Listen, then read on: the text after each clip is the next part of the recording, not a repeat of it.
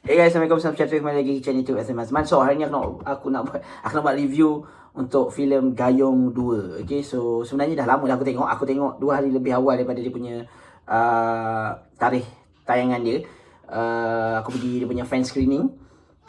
Tapi hari ni dah, kalau ikutkan aku tak tahu aku post ni bila, tapi macam mungkin dah maybe seminggu, dah berapa hari dah keluar Gayung 2 ni.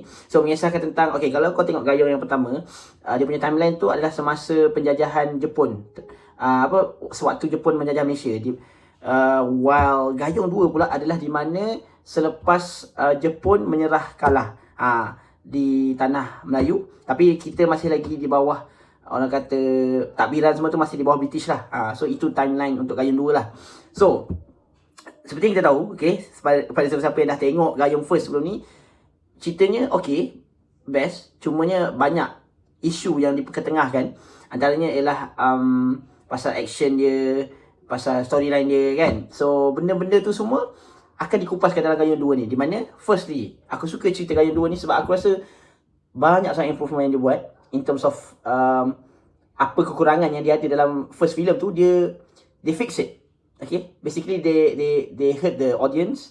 Okay, dia dengar pendapat daripada peminat-peminat dia, dan dia boleh kata betulkan ataupun perbaikilah dalam sequel ni. Okay, di mana yang first kali, okay, boleh kata pasal storyline lah. Okay, untuk storyline, bukan nak kata storyline Gayung first tu tak best, cuma dalam filem Gayung yang pertama tu terlampau banyak isu yang dia cuba ketengahkan.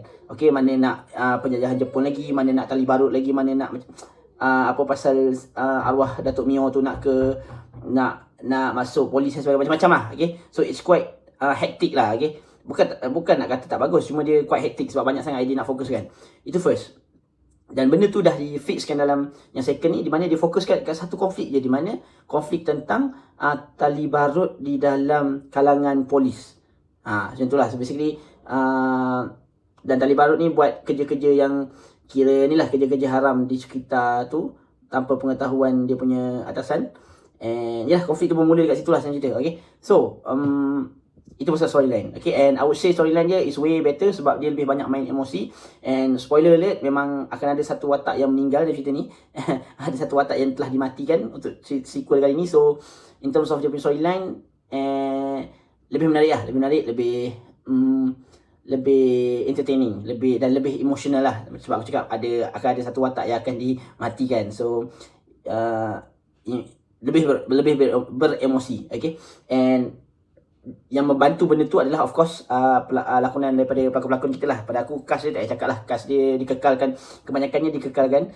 Macam Beto Kushairi, Nabila Huda, Syafina Sweep, semuanya yang memang orang kata top tier actors lah kan, top tier actor and actress, di mana kita tahu diorang ni memang ada reputasi dalam bermain emosi dalam filem lah kan. So in terms of emotion punya delivery, kau tak payah nak risau lah. Kau tahu Beto berlakon macam mana, kau tahu Nabila Huda berlakon macam mana, Syafina Sweep macam mana. Memang diorang memang tip top, and they did a great job lah dalam cerita ni. Memang boleh rasa lah emosi tu sampai. Bila watak tu mati, memang boleh kata emosi tu sampai. So cerita macam tu lah.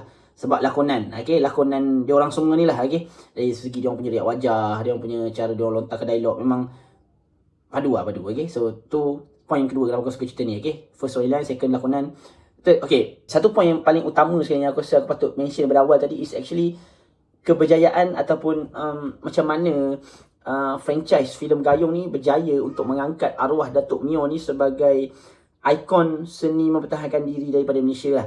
Okay, and I would say macam kalau kau tengok cerita ni, kau boleh anggap arwah Datuk Mio tu sebagai Ip Man Malaysia. Kita cerita lah, kalau kat China kita ada Ip Man sebagai dia orang punya ikon seni bela mempertahankan diri dia. Okay, yang di mana Ip Man ni adalah pengasas Wing Chun.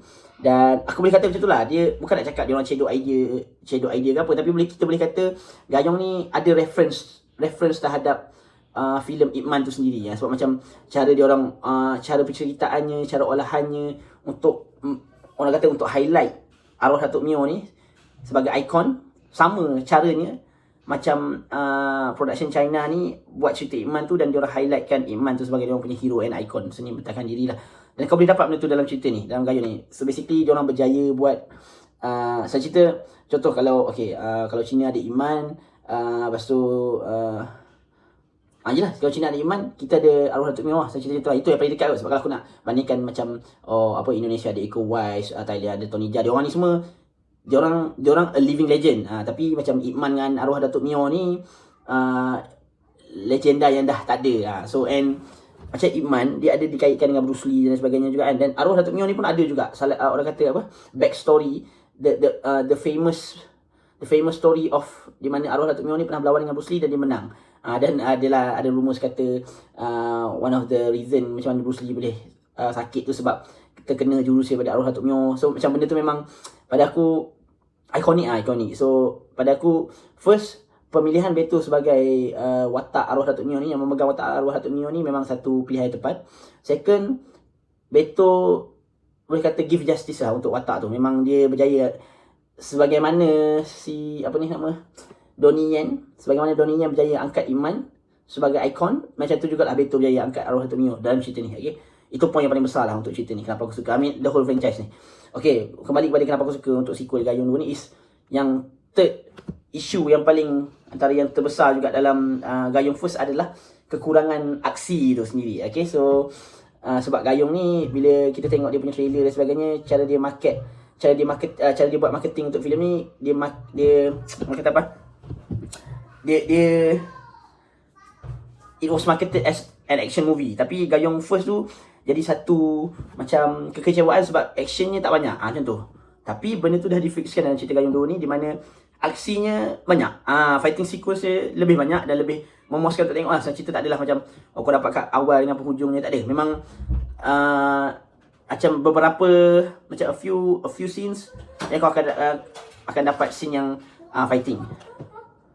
Okay, sorry guys, anak aku ni. Okay, tak adalah kata macam action pack. Dia tak action pack. Cuma in terms of dia punya the amount of action sequences ataupun fighting scenes yang ada tu jauh lebih banyak daripada apa yang kau dapat kat Gayung First lah. So basically dia sebenarnya bukan a few scenes yang ada fighting sequence, bukan macam tu. Dia lebih pada a few acts then akan ada fighting. So maksudnya dia tak lekang lah. So kita tak sempat kau nak bosan tu akan ada fighting scene. So okay lah, okay. And cuma aku rasa salah satu lagi masalah untuk cerita ni adalah aku rasa dia terlampau pendek. And maybe sebab tu jugalah kau rasa action tu pack kot, sebab in terms of dia punya duration tu quite short lah untuk cerita yang berat macam ni sebenarnya. Dia punya duration tu lebih kurang 1 jam 22 minit gitu, 1 jam 20 minit gitu je lah. So macam tak sampai 1 jam setengah pun.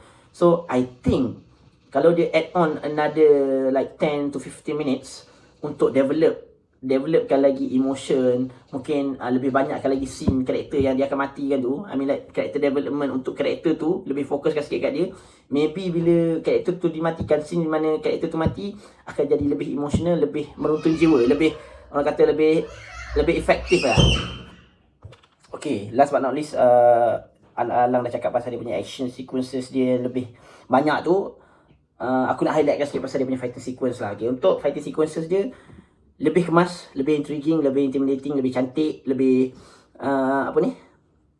lebih sedap lah tengok, okay, daripada Gayung First. Okay, cuma satu isu yang aku dah cakap daripada Gayung First lagi sebenarnya masih lagi dia buat dalam Gayung 2, which is nak kata fighting sequences dia tu tak best, bukan, tapi dia terlampau okay, first yang aku nampak dia macam cakap, dia punya fighting sequence tu cantik, dia punya koreografi semua cantik, tapi yang mengacau aku adalah kenapa dia punya camera shot ataupun angle yang dia ambil tu kadang-kadang tu terlampau zoom in tau, faham tak? Dia terlampau zoom in sampai kau lost detail dekat dia punya fight tu. Memang benda ni aku tak silap aku memang daripada Gayung First lagi aku dah highlightkan pasal benda ni. Itu je lah yang aku macam kurang suka sikit. Sebab memang obvious gila, memang macam setiap kali fighting sequences tu kau akan perasan dia akan jadi yang, okay, aku ingat aku je rasa macam tu, tapi bila aku tengok cerita, aku dah habis tengok cerita Bloodhounds season 2. So Bloodhounds tu kau boleh tengok bila fighting sequences dia ambil macam medium shot tau, which is nampak like, macam dia tak adalah wide shot sampai jauh sangat tau, dia medium dan dia tak ada zoom in sangat. So bila dia ambil medium, maksudnya daripada macam area paras peha ke atas kan, bila dia ambil shot macam tu dan dia tak terlampau banyak kali tukar sangat shot. So bila dia buat macam tu, the fighting details tu dia tak hilang, kau boleh nampak like every movement yang dia buat tu kau boleh nampak. Berbeza dengan dalam Gayung ni, setiap kali fighting sequences dia zoom in, tu satu, so kau akan lost a few details pasal fight tu. Second, dia terlampau banyak kali tukar shot dalam satu-satu perlawanan tu, satu-satu fighting tu. I mean, for example lah, okay, contoh bila dia nak tumbuk macam ni kan, okay, bila nak tumbuk ni belum sampai lagi dia dah tukar shot ke lain dah, shot daripada angle lain. Lepas tu bila dia buat satu lagi movement, dia tukar lagi shot lain. Terlampau banyak. I mean like, for example, untuk, okay, aku bagi example yang paling mudah. Contoh ada 3 movement, 1, 2, 3 kan. Untuk 3 movement saja dah, contoh ada 10 shot yang bertukar. So macam benda tu buat aku jadi rasa macam agak macam dia macam agak messy lah senang cerita. Okay, cara dia portraykan fighting sequences dia tu mungkin bila dia tukar shot banyak kali tu dia nak buat jadi lebih thrilling, or lebih intriguing, lebih macam lebih intense. Ya, betul intense sebab shot bertukar-tukar nampak fighting tu lebih cepat. Tapi dia agak bercelaru dan agak messy. So macam dia macam bila kau tengok tu kau macam sabut sikit lah, macam asyik bertukar-tukar je camera shot dia ni. So kau macam susah nak tangkap sikit dia punya fighting sequence tu. Faham tak? Sebab aku lebih prefer instead of dia tukar-tukar camera shot banyak kali, lebih baik dia macam tunjuk koreografi tu, dia cepatkan, dia speed up the koreografi kan. Maksudnya mungkin masa dia berlakonkan tu slow, tapi bila dia edit tu dia speed up kan, so nampak lebih laju lah. Macam tu lah kan. Itu yang usually they edit pun, maksudnya mana-mana filem action kan. Tapi yang ni dia pilih untuk pertukaran banyak shot dalam satu-satu perlawanan. So jadi macam agak serabut lah. Itulah yang aku perasan daripada Gayong first, dan benda tu dibawa kat Gayong 2 ni. So agak serabut lah, cerita serabut. Dia macam apa ni?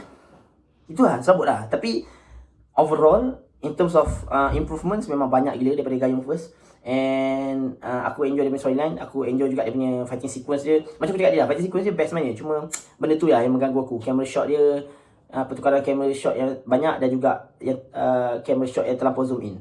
Tapi yang lain overall okay. And aku memang takkan segan silu ataupun takkan agak-agak untuk bagi rating untuk cerita ni. Kalau Gayong first mungkin aku banyak fikir kat, sebab aku fikir macam cerita tu bagus. Ya, cerita tu bagus tapi macam banyak kekurangan kan.